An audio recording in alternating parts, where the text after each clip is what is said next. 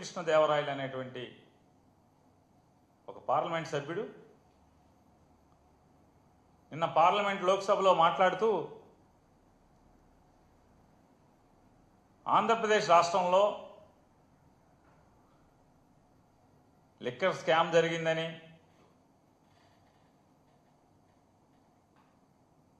దాంట్లో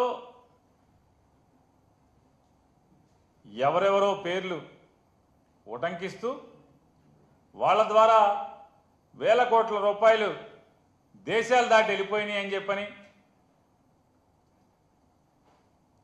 అంటే వీటన్నిటికీ విషం చిమ్ముతూ చంద్రబాబు నాయుడు గారి గూట్లో చేరినటువంటి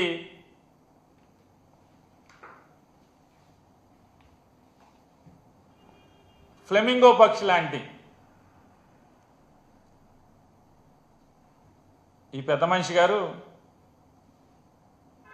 గూడు మారాడు. కొత్త గూడులో చేరి చంద్రబాబు చెప్పినట్టుగా చిలక పలుకులు పలుకుతున్నారు లోక్సభలో. వాస్తవాలు మాట్లాడితే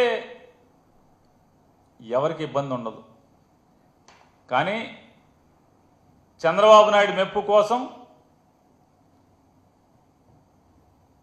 ఈ రకమైనటువంటి విషం చిమ్మే కార్యక్రమం జగన్మోహన్ రెడ్డి గారిని ఏదో రకంగా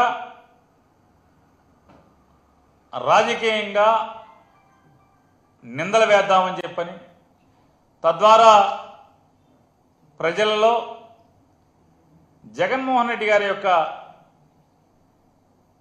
నాయకత్వాన్ని తగ్గిద్దామనేటువంటి తప్పుడు కుట్రలో భాగమే ఈ లావు శ్రీకృష్ణ గారి చిలక పలుకులు అనేది ఇవాళ మనందరికీ అర్థమవుతున్నాయి. ఆయన ఏ గూడు నుంచి ఏ గూడుకి మారినా ఏదో ఒకటి ఇవాళ ఒక 21 మంది లోక్సభ సభ్యులకి నాయకత్వం వహించేటువంటి లావు శ్రీకృష్ణ గారు తనకున్నటువంటి అధికారాన్ని లేదా భగవంతుడు పల్నాడు ప్రజలు ఇచ్చినటువంటి ఆ గొప్ప అవకాశాన్ని ఆంధ్రప్రదేశ్ రాష్ట్రంలో విశాఖ ఉక్కు ఫ్యాక్టరీని బతికించేదానికి మైక్ను వాడడం, తనకున్న అవకాశాన్ని వాడడం, లేదా పోలవరం ప్రాజెక్టుకి అరకొర నిధులు కాదయా, సంపూర్ణమైనటువంటి భూసేకరణతో సహా నిర్వాసితులకి చెల్లించాల్సినటువంటి డబ్బులతో సహా తక్షణం చెల్లించండి అని నిలదీసేదానికి లోక్సభలో పల్నాడు ప్రజలు తనకి ఇచ్చినటువంటి మైక్లో మాట్లాడే అవకాశాన్ని ఆయన వాడుకోడు. లేదా ఈ ఆంధ్ర రాష్ట్రానికి మరీ ప్రత్యేకించి సాగు కోసం, తాగునీటి కోసం ఇబ్బందులు పడుతున్నటువంటి రాయలసీమ లిఫ్ట్ ఇరిగేషన్ని అధికారికంగా లేదా కేఆర్ఎంబి ఇచ్చినటువంటి స్టేని ఎత్తివేయటం కోసం పల్నాడు ప్రజలు ఇచ్చినటువంటి అధికారాన్ని తన మైకు వాడడం, లేదా ఈ మధ్యకాలంలో మనం చూస్తున్నాం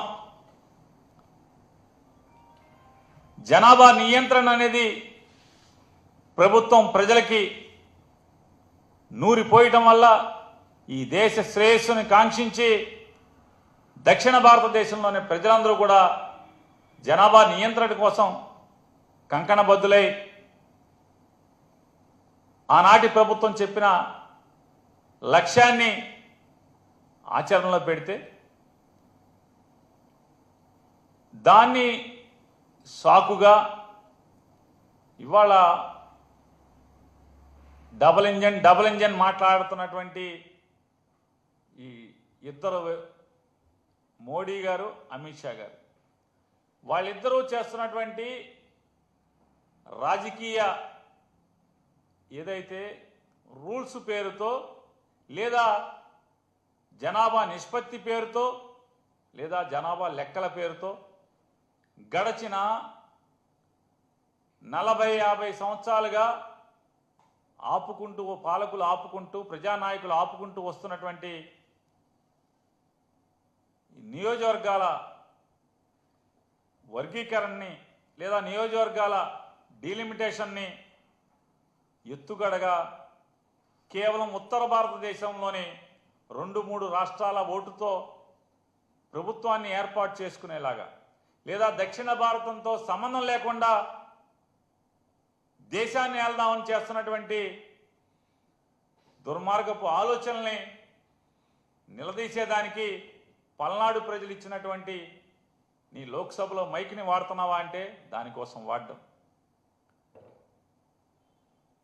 నీ ప్రాంతం కోసం లేదా పల్నాడులో ఉన్నటువంటి వెనుకబాటుతనం గురించి లేదా పల్నాడులో ఉన్నటువంటి నీటి ఎద్దడి గురించి ఎప్పుడన్నా మాట్లాడతావా అంటే పల్నాడు ప్రజలు ఇచ్చిన ఆ మైకుని దానికోసం వాడవు. ఈ దేశం కోసం వాడవు, ఈ రాష్ట్రం కోసం వాడవు, దక్షిణ భారతదేశం కోసం వాడవు, మీ ప్రాంతం కోసం కూడా వాడే పని లేదు. కేవలం చంద్రబాబు ఏ కట్టుకథ చెప్తే, ఎటువంటి విషం చిమ్మమని చెప్తే ఆ విషం చిమ్మేటువంటి ఈ చిలక పలుకుల ప్రస్థానమే నిన్న లోక్సభలో లావు శ్రీకృష్ణదేవరాయలు గారు చేసినటువంటి ప్రసంగం.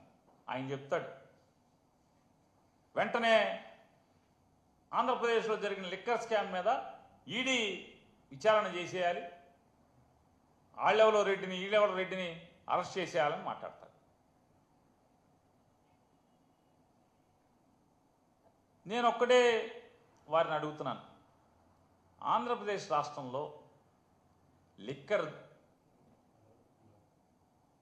వ్యాపారం జరిగినప్పుడు లేదా 2019 నుంచి 24 దాకా తమరు పల్నాడు పార్లమెంట్ సభ్యులుగా ఉన్నప్పుడు మరి ఏం తప్పులు జరిగినాయని మీరు అనుకుంటున్నారు? తప్పులు జరిగితే మీరు ఒక పార్లమెంట్ సభ్యుడిగా మీరు ఎందుకు మాట్లాడలేదు, ఎందుకు నిలదీయలేదు? లేదా 2019-24కి జరిగినటువంటి ఈ రాష్ట్రంలో జరిగినటువంటి లిక్కర్ బిజినెస్ లేదా 2024 నుంచి 25 వరకు జరిగిన లిక్కర్ బిజినెస్ చూసుకుంటే ఇదా స్కామ్? అదా చంద్రబాబు నాయుడు ప్రభుత్వం మీ కూటమి ప్రభుత్వం అందా లిక్కర్ స్కామ్? లేదా ఆ రోజుదా? 2014 నుంచి 19 దాకా ఉన్నటువంటి అంటే డిస్టిలరీస్కి ఇచ్చేటువంటి ప్రభుత్వం ఇచ్చేటువంటి రేట్ ఎంత? 2019 నుంచి 2024 దాకా జగన్మోహన్ రెడ్డి గారి ప్రభుత్వంలో డిస్టిలరీలకి ఎవరైతే మద్యం తయారీదారులకు ఉన్నారో వారికి చెల్లించిన రేట్ ఎంత? ఇవాళ చెల్లిస్తున్న రేట్ ఎంత? ఇవాళ మొత్తం షాపులన్నీ కూడా ఏ రకంగా లిక్కర్ షాపులన్నీ కూడా ఏ రకంగా అడ్డగోలుగా తెలుగుదేశం నాయకులందరూ కూడా ఏ రకంగా చెరబట్టారు. నాడు ద్రౌపదిని ఏ రకంగా మయసభలో లేదా ఆ రోజు ఉన్నటువంటి సభలో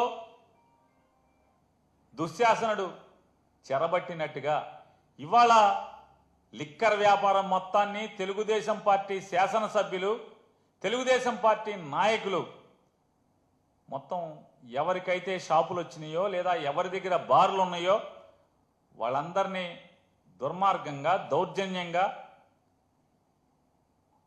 లేదా కిరాతకంగా పోలీసుల్ని ప్రయోగించి షాపులు లోపరుచుకోవటం, లేదా రూపాయి పెట్టుబడి లేకుండా నాకు ₹10 వాటా ఇవ్వాలి, పావలా వాటా ఇవ్వాలి అని చెప్పని పేక మీద కత్తి పెట్టడం,